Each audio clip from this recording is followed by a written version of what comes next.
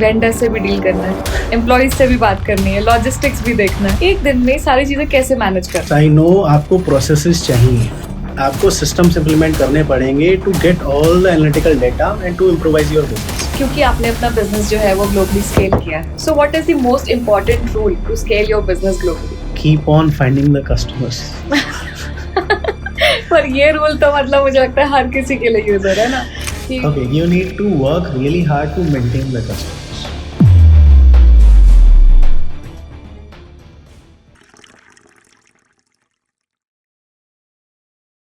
Specifically इस industry की बात करें, प्रोफाइल्स की एंड ग्लास पार्टीशंस की, हम्म। तो लो क्वालिटी प्रोडक्ट का हम्म।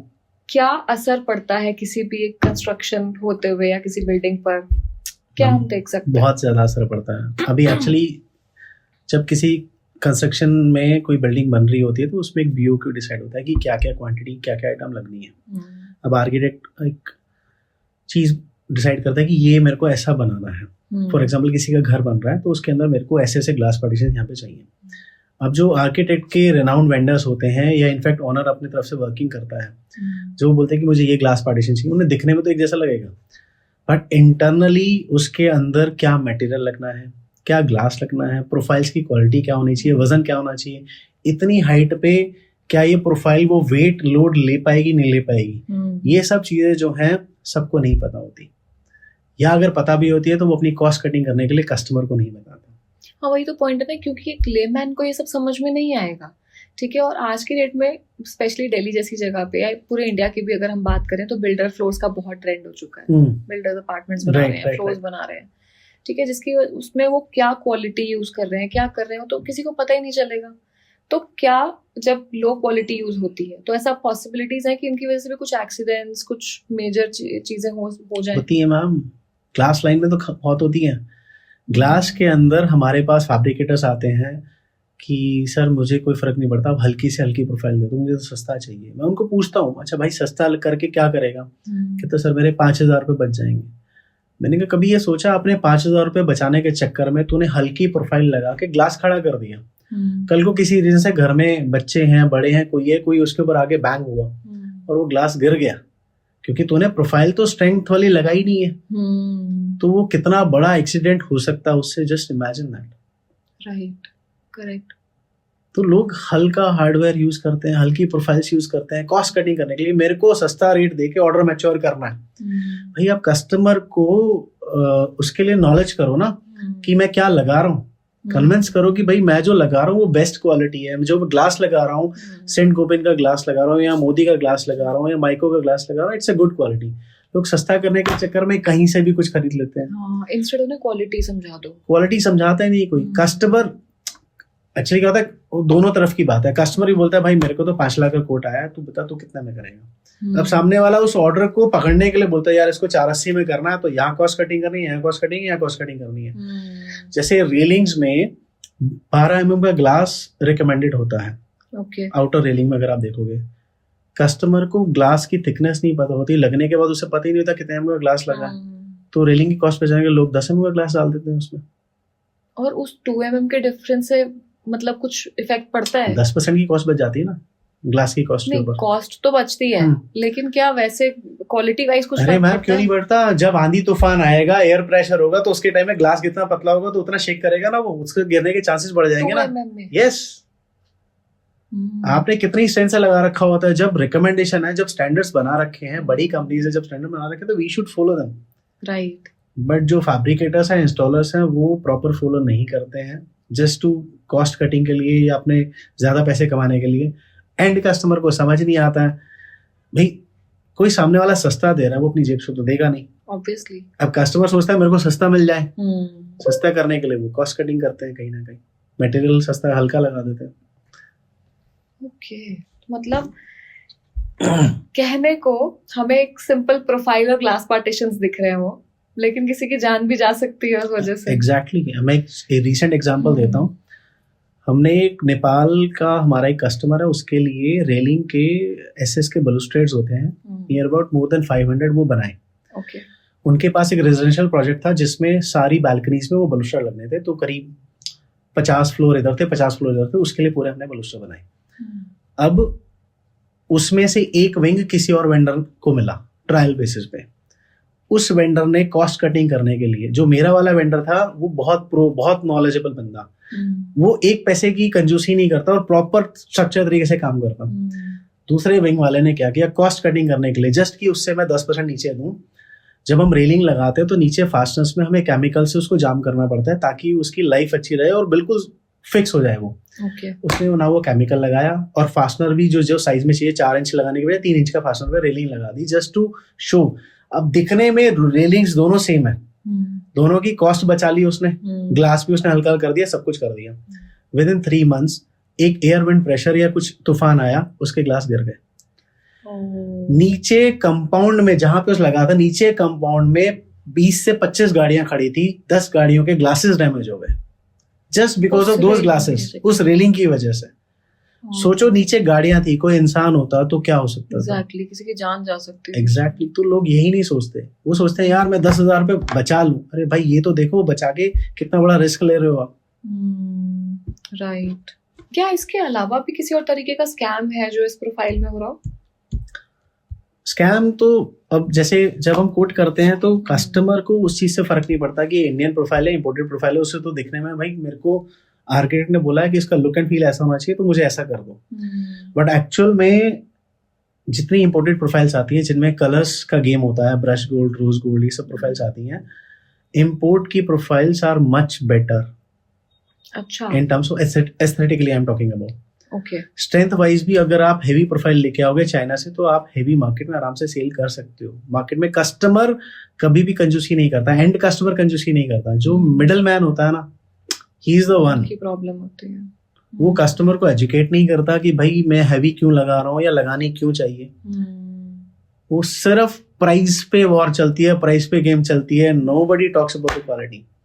मेरे पास किसी भी सिटी का नया कस्टमर जब मटेरियल लेने आता है तो मैं उसको बोलता हूँ भाई देखो रेट कंपेयर करने आए हो तो मत करना, क्योंकि कंपैरिजन करना है तो दूसरे वाले की क्वालिटी प्रोडक्ट लेके आओ तो मैं कंपैरिजन समझाऊंगा आपको। सिर्फ रेट के ऊपर वर्क करोगे तो मेरा प्राइस और दूसरे का प्राइस कभी भी मैच नहीं होगा। फिर जब मैं उनको अपना प्रोडक्ट की क्वालिटी दिखाता हूँ, थिकनेस दिखाता हूँ, गेज दिखाता हूँ, मेरी प्रोफाइल का वजन दिखाता हूँ, कलर की क्वालिटी दिखाता हूँ, then they understand this is the best product, ऐसा हमें कहीं नहीं मिलने वाला इस प्राइसिंग के अंदर। Then only they understand. जब हम उनको एजुकेट करेंगे तभी तो वो अपने एंड कस्टमर को आगे एजुकेट करेंगे। बिल्कुल बिल्कुल। पर ये कहीं ना कहीं मुझे लगता है कस्टमर्स की तरफ से भी आता है ना, वो लोग भी ये सोचते हैं कि हम लोग क्यों एक्स्ट्रा पैसे लगाएं जब कम में मिल रहा है। आप कितना भी एजुकेट कर लो, उनको लगता है पागल ही बना रहे हैं सेल करने के लिए। कई बार ये वाला भी तो एक, पर आप अपनी वैल्यू तो अपने आप खुद ही बनाओगे ना। आप अच्छे कस्टमर के साथ डील करो। अच्छे कस्टमर पैसे खर्च करते हुए डरते नहीं है मैम। वो तो कहते हैं भाई 2 पैसे फालतू ले लो, मेरा काम बेस्ट से बेस्ट होना चाहिए। Right. It's all about the presentation, how you are presenting yourself, your product and your services. आपको अगर वो करना आता है तो आप कस्टमर से ठोक बजा के 10 रुपए एक्स्ट्रा चार्ज कर सकते हो और customer will pay for that. Customer को हेडेक नहीं चाहिए, सर्विसेज चाहिए। अगर हम ग्लास पार्टीशंस की बात करें, ग्लास की या फिर प्रोफाइल्स की भी, तो उसमें क्या क्या वैरायटी होती है, किस तरीके का क्वालिटी मैटर करता है, उस पर थोड़ा सा ब्रीफ बताइए। ग्लास पार्टीशंस जो basically we are dealing into internal glass partitions. Partitions external के भी होते हैं, जो आपके बालकनीज में जितनी विंडोज डोर्स लगते हैं, that is also partition, but that is called as a system window partitions exterior के लिए। उसमें यूपीवीसी भी आता है, बट यूपीवीसी आज के टाइम में आउट ऑफ ट्रेंड हो गया। सिस्टम विंडोज हैं जो अच्छे बिल्डर या अच्छी कोठियों में लगने वाली चीजें होती हैं, वो सब सिस्टम विंडोज का बोलते हैं उनको। फिर हम इंटीरियर में आ जाते हैं, that is the actual solution we are dealing into. तो उसमें वी हैव लाइक जो डाइनिंग और लिविंग एरिया को डिवाइड करने के लिए आप स्लाइडर्स लगाते हो, दैट काइंड ऑफ पार्टीशन, उसकी सारी प्रोफाइल्स। फिर बाथरूम पार्टीशंस, बाथरूम के अंदर आप लो हाइट करके उसके ओपनेबल डोर्स बनाते हो अलग अलग प्रोफाइल्स के अंदर, that is another type of partition. Then we have the office partitions. तो आप जब ऑफिस में जाते हो तो लाइन से ग्लास के क्यूबिकल बने होते हैं, तो सब क्यूबिकल सभी फ्रेम में कन्वर्ट हो गए, तो फ्रेम लग के वो बहुत खूबसूरत लगता है, very beautiful. Then other type is fix partitions, जहाँ सिंपल आपका एक बाथरूम है, उसमें आपने WC एरिया को और वॉश बेसिन को पार्टीशन करने के लिए एक फिक्स ग्लास पीस में खड़ा कर दिया। So these are different type of partitions जिसमें हम डील करते हैं। एंड इसमें प्रोफाइल्स में we have variety of colours like rose gold, brush gold, champagne, brown and black matte finish. So all these colours we maintain. तो ये जो colours है इनका भी ट्रेंड आता होगा ना कि अब इस टाइम पर कोई कलर ज्यादा पॉपुलर हो गया, या पर्टिकुलरली आपको लगता है कि हर वक्त सब कलर्स चलते हैं? ऐसा कुछ नहीं ma'am, down the line it's like 5 years back maximum white या ब्लैक कलर चलता था. ओके. फिर उसके बाद ट्रेंड आया ग्रे का. अच्छा. तो और 2 साल पहले तक अब जो ट्रेंड चेंज हो गया, शिफ्ट हो गया है टोटली ब्रश गोल्ड में या रोज गोल्ड में या शैम्पेन में. These 3 are the running colours. सबसे ज्यादा इसमें ब्रश गोल्ड इज करंटली सबसे ज्यादा यही चल रहा है सबसे ज्यादा. कोई और आपको लगता है कि इसमें कलर ट्रांजिशंस और आने के चांसेस है? मैम थोड़ा बहुत ब्राउन, रस्टिक ब्राउन ऐसे कलर्स आएंगे, क्योंकि इंटीरियर के अंदर ना आप बहुत ज्यादा गॉडी कलर्स आप नहीं ले सकते हो. तो जो शाइनिंग कलर्स है या जो आपके रॉयल कलर्स हैं, ब्लू वगैरह हैं, मुझे नहीं लगता वो कोई लगाएगा. तो कलर्स आपके इंटीरियर के साथ सुटेबल होने चाहिए. करेक्ट. तभी वो प्रोफाइल्स खूबसूरत लगेंगे ना, इंटीरियर का और लुक एनहांस करेंगे. बिल्कुल बिल्कुल. तो अगर हम लोग कस्टमाइजेशन के ट्रेंड की बात करें तो अभी तक आपको कितना उसमें इम्पैक्ट पड़ता है कस्टमाइजेशन के ट्रेंड्स का, या क्या कैसे चलता है ये ट्रेंड पूरा? कस्टमाइजेशन में ही पैसा मिलता है. नॉर्मल ट्रेडिंग में तो जब आप ट्रेडिंग करते हो तो आपने एक चीज 100 की खरीदी, आपने 110 की बेच दी. 10 रुपए में आपको सारे खर्चे निकालने हैं, बैड डेब्ट्स निकालने हैं, सब कुछ करना है. जब कस्टमाइजेशन आती है जहां पे आप एक्चुअल पेन लेते हो, सरदर्द लेते हो, इट्स अ प्रोसेस. जब हमारे पास कोई लीड आती है, लीड के बाद पहले हम उसको एक जनरल कोट करते हैं कि एज पर योर रिक्वायरमेंट ये आपका पूरा कॉस्ट आएगा. लेकिन उसमें तब तक हमारे पास कोई एक्चुअल साइज नहीं आता. अच्छा. क्योंकि अब मैं साइट पे विजिट कैसे करवा दूं, मुझे नहीं पता कस्टमर की पेइंग कैपेसिटी उतनी है या नहीं है. अब वो कस्टमर को मैंने बोला कि आपका ये पूरा काम 3 लाख का हो जाएगा. कस्टमर को लगता है कि हाँ 10% ऊपर नीचे में मैं करवा लूंगा. Then he visit our unit facility, वो हमारा स्टॉक देखता है, हमको देखता है, फिर सारी चीज अंडरस्टैंड करता है कि कहाँ क्या लगाएंगे. तो कस्टमर को फिर हम एक कोटेशन देते हैं. कोटेशन देने के बाद कस्टमर इसको अप्रूव करता है कि हाँ okay, I am okay with the pricing. Then मेरी टीम साइट पर जाके रेकी करती है और हर विंडो, हर स्ट्रक्चर का पूरा एग्जैक्ट साइज लेके आती है. ओके. वो साइजिंग लेके आने के बाद इंटरनली फिर हम कैलकुलेट करते हैं कि हमने जो कस्टमर को कोट किया, फॉर एग्जांपल कस्टमर का काम था 300 स्क्वायर फीट का, और जब एक्चुअल लेने गए तो इट यूज्ड टू बी 350. तो फिर हम रीकोट बनाते हैं कि भाई 50 स्क्वायर फीट का आपका काम बढ़ गया है, now this is the final price. फिर वो नेगोशिएशन के बाद we finalise it. We finalise होने के बाद then we send the frames to the site कि आपका ये स्ट्रक्चर बनना है. उस फ्रेम का प्रोफाइल्स की बात कर रहा हूँ, एल्यूमिनियम प्रोफाइल भेजने के बाद फिर फ्रेम बनता है. Then we get the actual size of the glass. अच्छा. वो साइज ग्लासेस के आने के बाद कैन यू इमेजिन एक ही घर में या एक ही साइट के ऊपर we can get up to 20 और maybe 30 different size of the glass. एक घर के अंदर? एक घर के अंदर, क्योंकि हर विंडो का, हर डोर का, हर जगह का साइज अलग अलग होगा. बट यूजुअली तो लोग कोशिश करते हैं ना कि हम similar size of doors and Windows रखें घर के अंदर. ऐसा नहीं होता ना. आपके हर घर की आप अगर अपनी चौखट आप चेक कर लो, हर एक में कुछ. हमारे ग्लासेस में तो इवन 2 mm का गैप इज अ डिफरेंस ना. ग्लास टफन होने के बाद you can't do any change in that glass. तो आपको तो एग्जैक्ट मेजरमेंट चाहिए. कहीं पे भी अगर 2 सेंटीमीटर का डिफरेंस हुआ या 2 mm का डिफरेंस हुआ तो it's a change, it's a new glass, different size. तो इतने सारे साइजेस होने के बाद फिर हम टफन ग्लास फैक्ट्री में उसका ऑर्डर लगाते हैं. ग्लास फैक्ट्री को मेरी एक टीम है जो फॉलो अप करती है कि आपका ग्लास कब तक रेडी हो जाएगा. And then within 5 to 7 days that glass is being delivered to, मतलब हो जाता है साइट पे एक्चुअल में.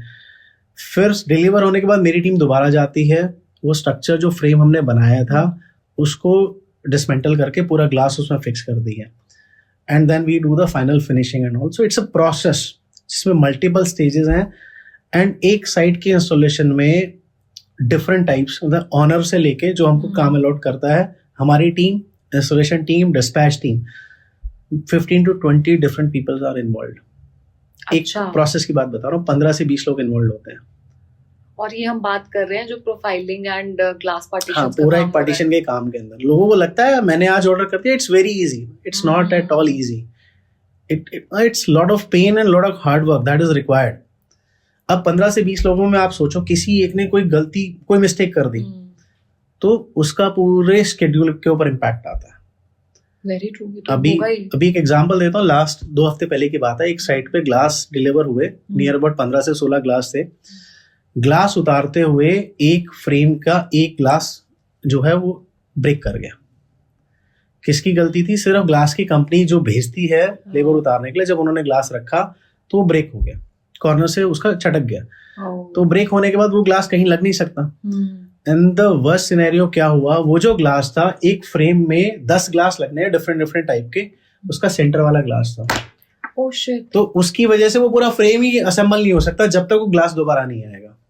पूरा टाइमलाइन ही। तो कस्टमर को लगता है कि भाई साहब मेरा तो काम ही नहीं हो रहा। अरे अब उसको ये भी तो समझना चाहिए कि ये ग्लास की वजह से तेरा पूरा फ्रेम नहीं खड़ा हो सकता। जब वो दोबारा ऑर्डर लगाया हमने, फिर उसका पूरा फॉलोअप किया, फिर after 7 days again we got the glass.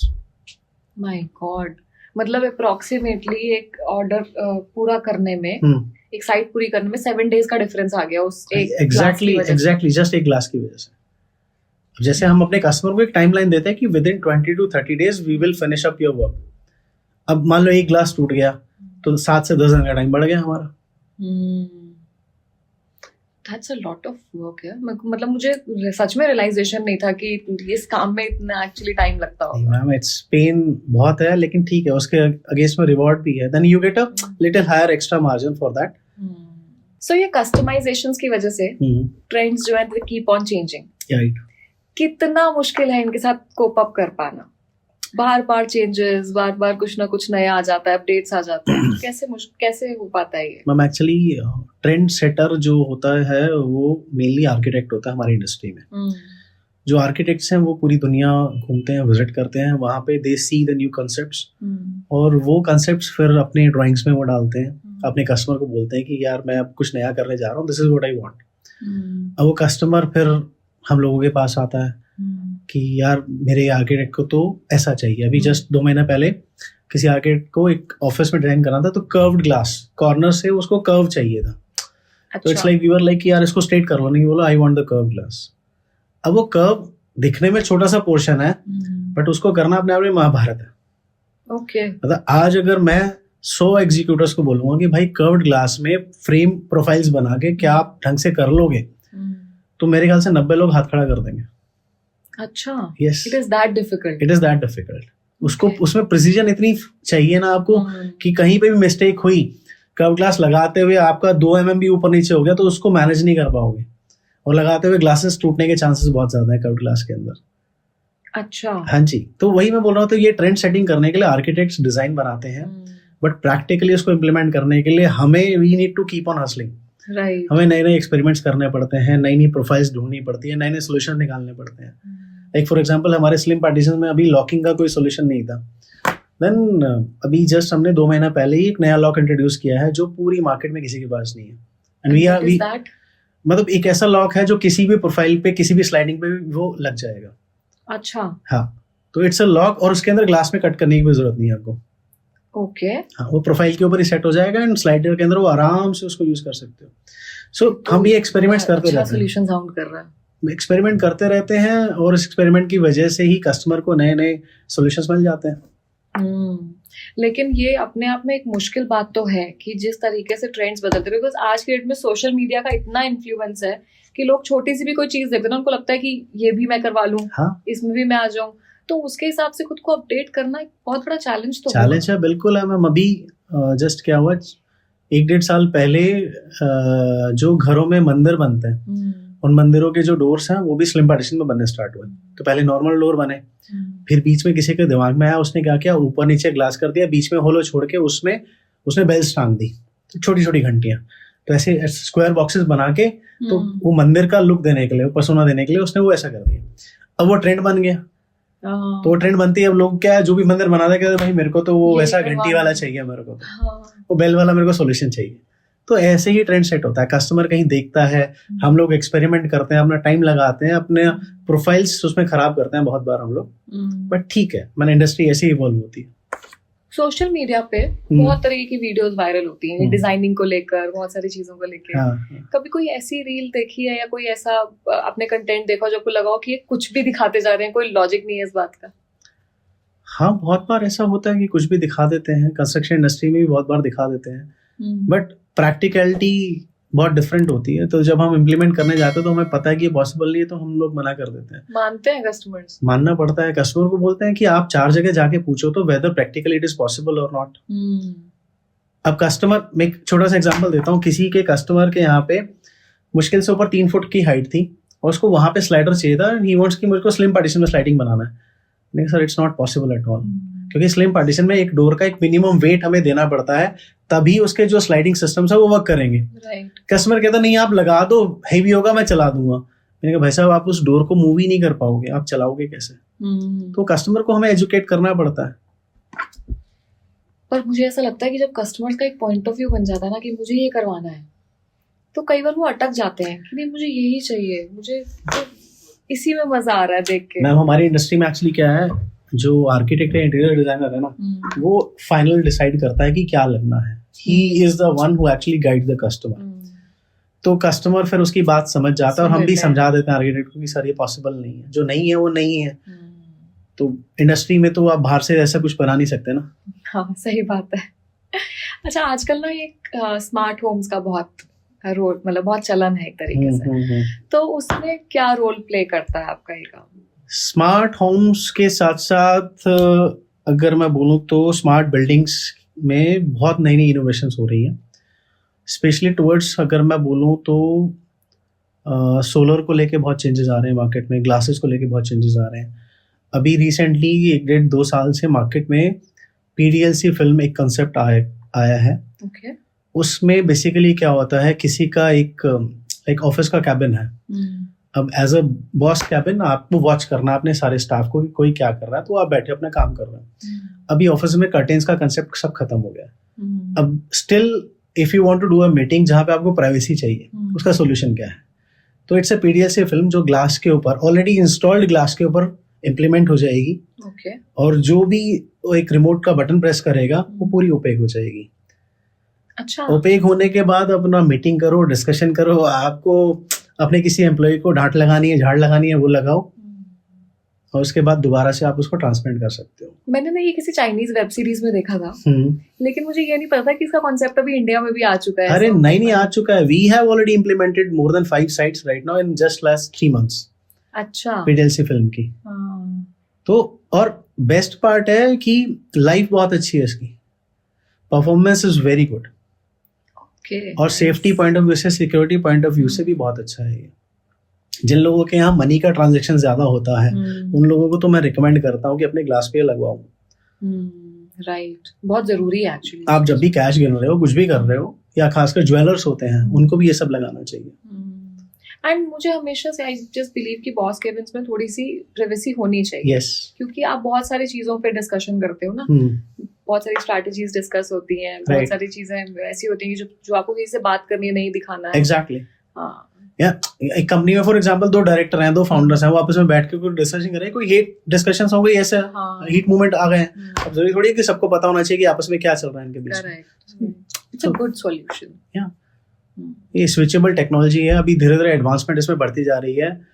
Next advancement which I foresee in next 5 years, जो आपके बिल्डिंग के बाहर ग्लास लगे होंगे, they will work as a solar system.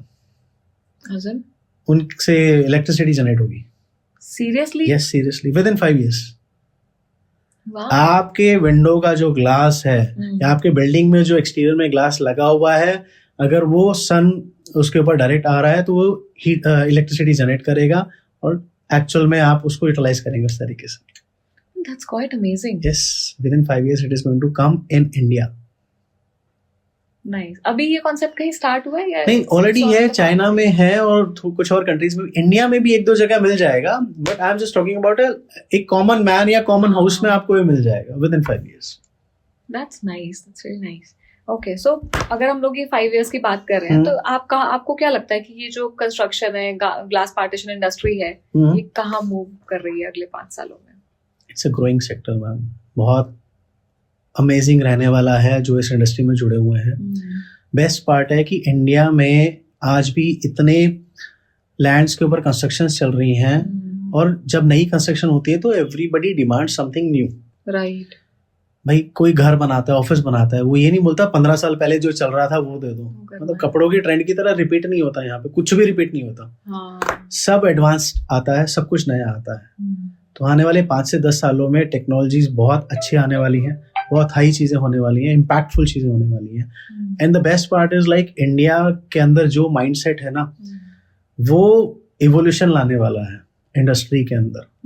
क्योंकि हम लोग अभी एक्सपोर्ट ओरिएंटेड भी हो गए हैं, इंडिया के अंदर भी हम लोग अच्छा काम कर रहे हैं। पहले बिफोर कोरोना लोग क्या करते थे, कॉस्ट सेविंग पे ज्यादा दिमाग लगाते थे। अभी लोग कहते हैं नहीं, मुझे अच्छा काम चाहिए, अच्छा काम करो, मुझे कोई प्रॉब्लम नहीं, आई एम रेडी टू पे फॉर दैट। क्योंकि आपने अपना बिजनेस जो है वो ग्लोबली स्केल किया है। So what is the most important rule to scale your business globally? Keep on finding the customers. पर ये रूल तो मतलब मुझे लगता है हर किसी के लिए यूजर है ना कि okay, you need to work really hard to maintain the customers. Okay, आप समझो, आपको कस्टमर नए मिलना इतना मुश्किल नहीं है, नई लीड्स मिलना इतना मुश्किल नहीं है, लेकिन आपने एक बार उनके साथ काम किया, उनको टाइमली सब चीजें डिलीवर करना, अपने कमिटमेंट को पूरा करना, दैट इज मोर इम्पोर्टेंट। मतलब this is something which I have learn from the Chinese people. Again I am bringing back China into the discussion. I know you love China. नहीं, I really love China. मतलब मैं generally बोलता हूँ, उन लोगों का काम करने का स्टाइल, उन लोगों के work ethics, really awesome, really good. मतलब वहाँ पे एक फैक्ट्री की जो लेबर है, एक लेबर जितना काम करती है ना, यहाँ पे वही काम 2 लेबर करती है। अच्छा, हाँ। और ये डिफरेंस क्यों आ रहा है? ये डिफरेंस है just because of the morality and the work ethics. मतलब वो लोगों का सिंपल सिस्टम है, सुबह अगर 8 बजे वो फैक्ट्री में घुस गए हैं और 8 बजे से लेके अगर वो 6 बजे तक काम कर रहे हैं, तो they will not waste their time on the phone, on the chit chats and all. उनको एक टारगेट मिला है कि उसको ये काम करना है, तो वो ये काम पूरी डेडिकेशन से करते हैं एक्चुअली। और एंड दे अंडरस्टैंड, जैसे हमारे इंडिया में थोड़ा सा कंसेप्ट ऐसा है कि भाई मेरे को तो 9 घंटे काम करना है, मुझे 9 घंटे के पैसे मिल रहे हैं। जैसे कि मुझे ये काम फिनिश करना है, इट डजंट मैटर 9 घंटे लगे चाहे 11 लगे। हाँ, प्रोडक्टिविटी बहुत अच्छी है उन लोगों की। और देखो, हम लोग सीख रहे हैं धीरे धीरे, हमारा माइंडसेट भी वैसे धीरे धीरे डेवलप हो रहा है, चेंज हो रहा है, but it's going to take time. But फिर यहाँ वर्क लाइफ बैलेंस की बातें आ जाती हैं कि हमारी कोई पर्सनल लाइफ नहीं है। तो वर्क लाइफ बैलेंस है, मैं ये कह रहा हूँ ना, वर्क लाइफ बैलेंस कैसे मेंटेन होगा? आपको अगर 8 घंटे दिए जाए तो आप उस 8 घंटे का डेडिकेटेड काम करो ना, उसके बाद आप फ्री हो अपनी पर्सनल लाइफ के लिए, जैसे मर्जी करो। यहाँ पे काम ही डिले होता है। मैं आपको गारंटी देता हूँ, अगर हम किसी काम की कमिटमेंट करते हैं, मैं प्रोडक्शन में बोलता हूँ, 80% ऑफ द फैक्ट्रीज अपने टाइमलाइन मीट नहीं कर पाती इंडिया में। 80% ऑफ द फैक्ट्रीज बता रहा हूँ। यस, सिर्फ जो 20% लोग हैं जिन्होंने प्रोसेसेस बनाए हैं, SOPs बनाए हैं, they have implemented the systems, they are the only one who are able to achieve this commitment and all. 80% अभी हम लोग लैग कर रहे हैं क्योंकि हम टेक्नोलॉजी की इंपॉर्टेंट ही नहीं समझते। हाँ। हम आज भी वही लाला टाइप है, भाई पर्ची पे मैंने लिख दिया क्या बनाना है, उसको दे दिया मैनेजर को, मैनेजर चला गया, रजिस्टर मेंटेन हो रहे हैं। हाँ। फिर क्या होता है, नीचे से ऊपर तक जब रिपोर्टिंग होती है तो अरे भाई ये बताएंगे तो डांट पड़ेगी, ओके कट कर दो। फिर अगले दिन पता चलता है ये क्यों नहीं मैन्युफैक्चर हुआ, अरे भाई साहब ये नहीं था, वो नहीं था, फिर एक्सक्यूजेस स्टार्ट होते हैं। और कितना तो लिख के भूल जाते हैं। तो प्रोडक्टिविटी में तो डिफरेंस आएगा। एग्जैक्टली। तो ERPs इम्प्लीमेंट करने चाहिए बड़े हाउसेस को, छोटे हाउसेस को अपने खुद के सेल्फ सिस्टम डेवलप करने चाहिए, तभी वो लोग ग्रो कर सकते हैं। तो आपने मतलब शुरू से बिल्कुल स्क्रैच से आपने बिजनेस बिल्ड किया ना, तो उसमें एक टीम को मेंटेन करना, प्रोसेसेस मेंटेन करने, सिस्टम्स मेंटेन करने, ठीक है, ये पूरे कियोस हो जाते हैं हमेशा। तो कितना मुश्किल था आपके लिए? मुश्किल था, स्टेप बाय स्टेप आपको बहुत चैलेंजेस आते हैं। अच्छे लोगों को ढूंढना, उन्हें नर्चर करना, उन्हें काम सिखाना, फिर उन्हें साथ लेके चलना, उनको एक ड्रीम भी साथ में लेके चलना कि भाई आप हमारे साथ जुड़ के काम करोगे तो आप इतने लेवल पे पहुंचोगे, ये ग्रोथ करोगे, और उस ग्रोथ को उनको अचीव भी करवाना। It's a big task. Right. मेरे यहाँ पे जितने भी सेल्स टीम है, मतलब I can guarantee, because of the work pressure and all, मतलब उनमें से कोई भी परेशान नहीं है, किसी को कोई प्रॉब्लम नहीं है। They are happy to work with us. Generally बता रहा हूँ मैं, उन लोगों को इतना फ्रेंडली वर्क एनवायरनमेंट मिलता है, plus they get really good sales bonus. मतलब आप अगर अपने स्टाफ के बारे में इतना सोचोगे ना तो वो भी आपको रिवॉर्ड रिटर्न करेगा। बट मैंने ना बहुत सारे बिलियनर्स के मुंह से ये वाली बात सुनी है कि अच्छे एम्प्लॉइज, अच्छे लोग बिजनेस में मिलना इज अ मिथ। ऐसा नहीं होता, कोई अच्छा नहीं होता, आपको सिर्फ खुद सब चीजों को मेंटेन करना पड़ेगा। तो how much do you agree with this statement? I really don't agree with this statement. अगर अच्छे एम्प्लॉइज नहीं होंगे तो आप मल्टीपल बिजनेसेस कैसे मैनेज करोगे? आज अगर हम बड़े हाउसेस की बात करते हैं, टाटा, बिरला, अंबानी, अडानी, आपको लगता है कि अंबानी अपने हर ऑफिस में जाके बैठता होगा? Obviously not. उसने अपने क्लोन्स क्रिएट किए हैं भाई, अपने जैसे माइंडसेट के लोग हैं जिनको वो उसने डेवलप किया उस लेवल पे। तो डेवलपमेंट की वजह से he can fully and blindly trust those people. उनका सिर्फ काम है शाम को रिपोर्ट मिल जाना कि आज क्या हुआ। हाँ. पर नीचे का प्रोसेस तो जो वो लोग हैं वो हैंडल कर रहे हैं। तो उनको नर्चर किया गया, उनको एजुकेट किया गया, ट्रेन किया गया, ट्रस्ट किया गया। बेस्ट पार्ट तो कंपनी ने भी ग्रो किया और उन लोगों ने भी ग्रो किया। तो ये मिथ नहीं है, मतलब ऐसा ये चीज मैं टोटली एग्री नहीं करता इस चीज में। आप लोगों को साथ जोड़ के चलो, वो आपके लिए सब कुछ करेंगे। जनरली आप उनके बारे में अच्छा सोचोगे, they will think good for you and your company. Right. अगर आपको मौका मिले कोई बिजनेस फिर से स्क्रैच से शुरू करने का, तो वो कौन सा होगा? स्क्रैच से कोई भी धंधा करना आसान नहीं है। तभी It तो takes lot of hard work to find good people, to find good setup, machinery and all. Processes set करना आसान नहीं होता क्योंकि हर बिजनेस के अपने challenges होते हैं। Right. स्क्रैच से नहीं करना पड़े इसलिए we are improving our business day by day. और हमारे बच्चों को भी स्क्रैच से नहीं करना पड़े, that's why we are creating this legacy. मैं तो किसी को recommend नहीं करता कि भाई स्क्रैच से अगर आप बिजनेस कर रहे हो, डेफिनेटली किसी ना किसी स्टेज पे आपको स्टार्ट करना पड़ता है, बट स्टार्टिंग से एक माइंडसेट रख के चलना, बी पॉजिटिव, मतलब गिव अप मत करना इजीली, क्योंकि ऐसा ओवर द नाइट आपको रिजल्ट नहीं मिलने वाले। It takes lot of time, lot of patience. Customer को अगर आपने अंडरस्टैंड कर लिया, उसकी कमजोर नब्ज पकड़ लिया आपने, उसका पेन पॉइंट आपने पकड़ लिया ना, फिर आप बिजनेस क्रैक कर लोगे। अच्छा, अगर हम स्क्रैच से ना बात करके वैसे बोलें कि अगर आपको कोई नया बिजनेस स्टार्ट करने का मौका मिले तो वो कौन सा होगा? Solar panel on the glasses. Okay, nice. Yes. तो मतलब अब मैं समझ गया आपका नेक्स्ट टारगेट क्या है। So by 2030 definitely we are going to work on that thing. So अगर हम कॉर्पोरेट जर्नी की बात करें और बिजनेस जर्नी की बात करें, आपको ज्यादा क्या पसंद था, कॉर्पोरेट जर्नी या बिजनेस? Interesting question. मैम देखिए, दोनों के अपने अपने मजे हैं, अपना अपना फन है। जिसको सिर्फ 9 से 5 काम करना है और सैटरडे संडे एंजॉय करना है, वो कॉर्पोरेट में जाए। लेकिन जिसको डेली बेसिस पे, वीकली बेसिस पे और मंथली बेसिस पे ग्रो करना है, वो बिजनेस में जाए। अब जब कॉर्पोरेट के अंदर आपको क्या है, 9 से 5 के बाद आप फोन नहीं उठाओ या स्टेटस रिपोर्ट मत करो, कोई आपको चैलेंज नहीं कर सकता, उसके लिए आपको प्रेशर नहीं कर सकता। बिजनेस में आपको ये पता है कि रात में 9 बजे अगर मेरे पास किसी कस्टमर का कॉल आ गया, नए प्रोस्पेक्ट का कॉल आ गया, तो it might turn into a good business. Right. तो आप उसको छोड़ना, मिस करना नहीं चाहोगे। हमारे पास भी है, संडे को कॉल आते हैं कि सर मैं यहाँ से बोल रहा हूँ, मुझे ये मटेरियल चाहिए, लेकिन हम उसको अटेंड करते हैं, उसको ऑन द स्पॉट कैटलॉग्स वगैरह शेयर करते हैं, ज्यादा डिटेल नहीं देते, चलो बोलते हैं कि कल हम मेरी टीम आपको कॉल बैक कर लेगी, बट कहीं ना कहीं दिमाग में रहता है ना कि भाई बिजनेस आएगा उससे। राइट। कॉर्पोरेट के अंदर तो संडे को अगर आपके बॉस का कॉल आ जाए या कोई ऐसा हो जो आपको रिपोर्ट करनी है, कोई क्लाइंट बोलते हैं सर कल बात करेंगे, आज टाइम नहीं हमारे पास। तो कभी आपको ऐसा फील नहीं हुआ कि बिजनेस में आने के बाद वो सैटरडे संडे खत्म हो गया, वीकेंड खत्म हो गया? मैम देखिए, जब पैसे आते दिखते हैं ना, तो फिर वो फीलिंग आनी बंद हो जाती है। मतलब फाउंडर्स की लाइफ ना, मुझे लगता है कि that's hell of a difficult life. Exactly. आप बीमार नहीं हो सकते हो, ठीक है, आप कोई छुट्टी नहीं ले सकते हो जब तक कि आपको पता है कि मेरे पास काम है, यू हैव टू वर्क, ठीक है। यूजुअली लोग इस बिलीफ के साथ स्टार्ट करते हैं बिजनेस कि मुझे टाइम फ्रीडम चाहिए। टाइम फ्रीडम चाहिए? हाँ, मतलब आप कभी किसी बिल्कुल नए बंदे को जिसको पूछोगे ना कि आपको बिजनेस क्यों करना है, तो मोस्टली मैंने आज तक जितना ऑब्जर्व किया, आंसर आते हैं because I need time freedom. मुझे अपने कंडीशंस पे ऑफिस जाना है, अपने उस पे, मतलब अपने कंफर्ट जोन पे काम करना है। ओके।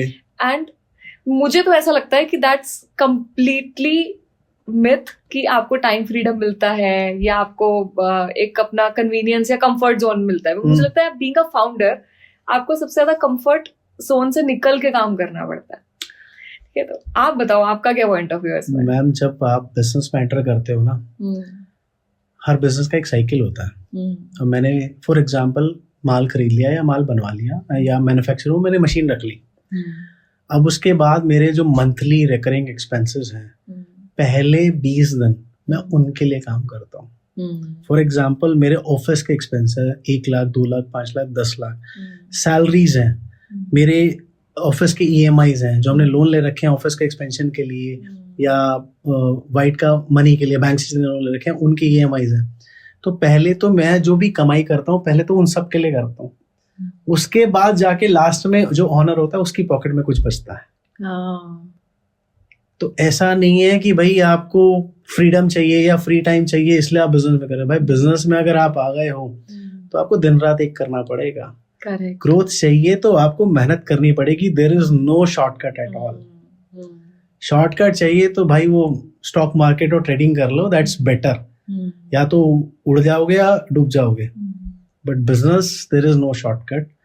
कस्टमर रिटेन करना, कस्टमर मेंटेन करना, क्वालिटी मेंटेन करना, नए नए प्रोडक्ट्स को आपको लेके आना, उनके लिए R&D करना, इन्वेस्टमेंट्स करने के लिए नए प्लान, एक्सपेंशन के लिए नए प्लान, नए स्टाफ हायर करना, लोगों को अपने साथ जोड़े रखना कि आपकी टीम में वो लोग छोड़ के ना जाए जिनके ऊपर आपने बहुत इंपॉर्टेंट रिस्पॉन्सिबिलिटी दी है। You have to make sure about that thing. ये तो सबसे डिफिकल्ट टास्क होता है मुझे लगता है। बिल्कुल होता है। कल को आपने कोई इंपॉर्टेंट आपका स्टाफ है, कोई एम्प्लॉय है, उसको आपने सेल्स का, मार्केटिंग का कोई ऐसा आपने रोल दे दिया जो बहुत इंपॉर्टेंट है, ऑल ऑफ अ सडन अगर वो बीमार पड़ जाए 2 महीने के लिए या उसकी रीलोकेशन हो जाए, शादी हो जाए, कुछ भी हो जाए, तो आपके काम पे कितना असर आता है उस चीज का। तो आपको बीइंग अ फाउंडर आपको ये सब चीजें मैनेज करनी है, सब चीजें कैलकुलेट करनी है। फिर पैरेलली हमारे इंडिया में तो फिर वही चीज है, GST हो गया, इनकम टैक्स हो गया, इनके डिपार्टमेंट्स हैं, इनकी अलग टेंशन, इनकी अलग कैलकुलेशन चलती है। फिर आपको as a business owner, typical business owner बोलता हूँ, अकाउंट्स में भी आपको एंटर करना पड़ता है। बिना अकाउंट्स में आपके अपडेट के आप कैसे आइडेंटिफाई करोगे कि मेरा बिजनेस प्रॉफिटेबल चल रहा है या लॉस में चल रहा है। मेरे को अगले महीने के लिए कितने खर्चे जो हैं वो पहले बुक करके कमाने हैं, मुझे उसके लिए पैसा कमाना है। So it's a very tough job. मतलब it's not a 9 to 5 job, it's a 24/7 job. Correct. और जो पहले आप दूसरों के लिए कमाते हो फिर अपने लिए कमाते हो। हाँ, इसमें आपको एक्चुअली पहले दूसरों का सोचना पड़ता है। Exactly. अपनी बारी तो मुझे लगता है सबसे लेट आती है और कई फाउंडर्स की लाइफ में तो वो भी नहीं आती है कितने टाइम तक। बिल्कुल है। मैं ऐसे फाउंडर्स को जानता हूँ जो 2 साल से 2.5 साल से काम कर रहे हैं, बट उन्होंने गिव अप नहीं किया हुआ। स्टिल अभी भी वो जो है ब्रेक इवन पे नहीं पहुंचे। अच्छा। हाँ, मतलब बहुत डिफिकल्ट होगा उनके लिए। मैम बहुत डिफिकल्ट होता है, पर ठीक है, हर इंसान का पैशन होता है। अगर आपका पैशन है, आप जिस इंडस्ट्री में काम कर रहे हो, जो भी प्रोडक्ट बना रहे हो, तो एक दिन आप सक्सेसफुल हो जाओगे। हाँ, लगे रहोगे तो डेफिनेटली लगे रहो तो हो जाओगे। हाँ। दूसरों को देख देख के करते रहोगे, यार वो हो गया मैं नहीं हो रहा, अरे बेटर है अपना एफर्ट करो, हैव फेथ इन गॉड, जरूर बनोगे।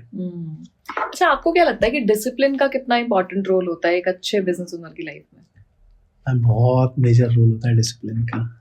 डिसिप्लिन इन द सेंस, देखिए डिसिप्लिन के ना बहुत एस्पेक्ट्स हैं। आप डिसिप्लिन की बात बोलते हो, अगर मैं बोलूं ऑफिस टाइम पे आना इज अ डिसिप्लिन। अब ऑफिस स्टाफ के आने से पहले आना, that is also another part of discipline. और कस्टमर को टाइमली रिप्लाई करना, that is a discipline. Right. तो ये सब अलग अलग पार्ट्स हैं जो आपको देखना है कि प्रायोरिटी क्या है। अब फॉर एग्जाम्पल मैं अपनी बात बोलता हूँ, मैं ऑफिस पहुंचता हूँ अपने स्टाफ के बाद, लेकिन मेरा जो ऑफिस का काम है वो फोन पे ही सुबह 10:30 बजे स्टार्ट हो जाता है। Okay. तो उसके टाइम पे वो सब चीजें मैनेज करना कि आज किस किस का डिस्पैच जाना है, किस किस को कोटेशन भेजनी है, क्या चीज कहाँ से अरेंज करनी है, तो वो साइकिल, वो वर्क प्रोसेस स्टार्ट हो जाता है। लेकिन अगर मैं इस चीज को स्ट्रेच करके बोल दूं नहीं मैं तो 1 बजे जाऊंगा ऑफिस जाऊंगा और तब जाके सब प्लान करूंगा, तो डेफिनेटली मैं बिजनेस में पीछे हो जाऊंगा। Right. So we have to be discipline about everything. और एक सबसे इंपॉर्टेंट चीज जो आपको बिजनेस को नेक्स्ट लेवल लेके जाती है, ऑलवेज पे योर वेंडर्स ऑन टाइम और बिफोर टाइम। भाई जिस बंदे ने ट्रस्ट करके आपको उधार पे माल दिया, तो आपका फर्ज बनता है, आपकी रिस्पॉन्सिबिलिटी बनती है कि आप उसको टाइम पे पैसे दो। हाँ, या उसके बिना मांगे पैसे दो। हाँ। अगर उसने आपको 30 दिन का क्रेडिट साइकिल दिया तो भाई उसको मांगने की जरूरत ना पड़े, 20 दिन 25 दिन में पैसे दे दो। राइट।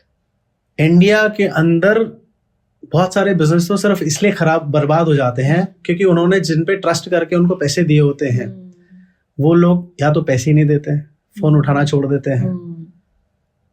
लेकिन उन जो जिन्होंने माल लिया होता है और वो जब पैसे नहीं देते तो वो कभी सक्सेसफुल नहीं हो पाते लाइफ में। तो हमारे तो कहते हैं ना, पुरानी कहावत है हमारे खानदान घरों में बोली जाती है, वो कहते हैं ना, चोरी का पैसा मोरी में जाता है। हाँ, राइट। तो सिंपल है, अगर आपने किसी का मन दुखा के उसका पैसा जो है आपने उसको टाइम पे वापस नहीं दिया, भाई आपको कोई प्रॉब्लम है, you by the time, you से कि मेरी आज कंडीशन ठीक नहीं है भाई, मैं 2 महीना 4 महीना 6 महीना 10 महीना बाद दे दूंगा। आप उससे कम्युनिकेशन को कट तो मत करो, उसके फोन रेगुलर उठाओ। राइट। मैं एक एग्जांपल देता हूँ, मैं नाम नहीं लूंगा। मेरा एक कस्टमर है, he is one of very good customer, Nepal से बिलोंग करता है। कोविड के टाइम, कोविड से जस्ट पहले हमारा बहुत अच्छा बिजनेस होता था और मैं ब्लाइंडली ट्रस्ट करके उसको 5 लाख 10 लाख रुपए का क्रेडिट देता था। ओके। 5 लाख रुपए तक का क्रेडिट आराम से देता था। कोविड के बाद कुछ सिचुएशन ऐसी हो गई कि उसका जो बिजनेस है, उसके जो पैसे हैं वो किसी गवर्नमेंट प्रोजेक्ट में अटक गए। अच्छा। एंड मैं अप्रिशिएट करता हूँ उस बंदे को, उसने कभी आज तक मेरा कॉल मिस नहीं किया। हमेशा कॉल पिक करता था, उठाता था, प्रॉपर जवाब देता था और बोलता था जैन साहब अभी नहीं है पर दे दूंगा। तो मुझे ना उतने में ही कॉन्फिडेंस बिल्डअप हो जाता कि चल कोई बात नहीं, बंदे का आज दिन खराब है, लेकिन जब सही होगा तो पैसे भी देगा और काम भी करेगा। Right, absolutely. एंड जस्ट 2 साल पहले मैम, बाय गॉड ग्रेस, उस बंदे की सिचुएशन अच्छी हुई, हम लोगों ने दोबारा काम स्टार्ट भी किया और पुराने में से वो 50% मुझे दे भी चुका है। वाह, नाइस। तो मैंने पेशेंस रखा, मैंने ट्रस्ट किया और उसने भी उस चीज को प्रूफ किया। Since 2020 to 2025। एग्जैक्टली। आपकी भी क्वालिटी है ना कि आपने इतना लंबा पेशेंस रखा। मैम देखिए, बिजनेस में जरूरी है, हमें अंडरस्टैंड करना पड़ता है सामने वाले को। मैं भी किसी को प्रेशर करके बोल नहीं सकता ना भाई पैसे दो। राइट। बट ये इंसान की अपनी मोरालिटी है कि जिसने आप पे ट्रस्ट किया है, क्या आप उसको टाइमली पैसे दे रहे हो या नहीं दे रहे हो। क्योंकि जो क्रेडिट है मैम, ये सामने वाले का हक नहीं है, ये एक फैसिलिटी है। करेक्ट। अब हम उसको फैसिलिटी दे रहे हैं, हम उसको क्रेडिट दे रहे हैं, माल दे रहे हैं, सारी सर्विसेज दे रहे हैं, उसके बाद अगर हमें टाइम पे पेमेंट नहीं मिलती तो भाई हमारा तो दिल दुखता है। सही बात है। और जब दिल दुखता है तो कहीं ना कहीं उसके लिए मन में बुरी बात भी निकलती है। बिल्कुल। तो सामने भाई करना ही क्यों, आप बिजनेस में तभी ग्रो कर सकते हो जब आप किसी का पैसा नहीं मारते बिजनेस में। राइट। ओके, सो एक प्रो टिप स्टार्टअप ओनर्स के लिए जो उनकी पूरी लाइफ हेल्प कर सके। नेवर एवर गिव अप और हैव पेशेंस, मेहनत करते रहो, वही शॉर्टकट कुछ नहीं है। हो सकता है कि आपको 24/7 या 48/14 आपको काम करना पड़े, लेकिन जो प्लेटफॉर्म है ना, जो बेस होता है किसी बिल्डिंग का, सबसे ज्यादा दिमाग और मेहनत उसमें लगती है। Very true. आपने अगर अपनी नींव मजबूत रख ली, उसके ऊपर फिर आप बिल्डिंग जितनी मर्जी बना लो यार, कोई फर्क नहीं होगा, सब दुनिया आपके साथ। थैंक यू सो मच इस क्लिप को एंड तक देखने के लिए। अगर आप ऐसे और भी क्लिप्स देखना चाहते हैं तो अभी हमारे चैनल आरुषि विद क्लिप्स को सब्सक्राइब कर लीजिए, और अगर इस क्लिप के पूरे एपिसोड को आप देखना चाहते हैं तो प्लीज विजिट कीजिए हमारे दूसरे चैनल पॉडकास्ट विद आशी को।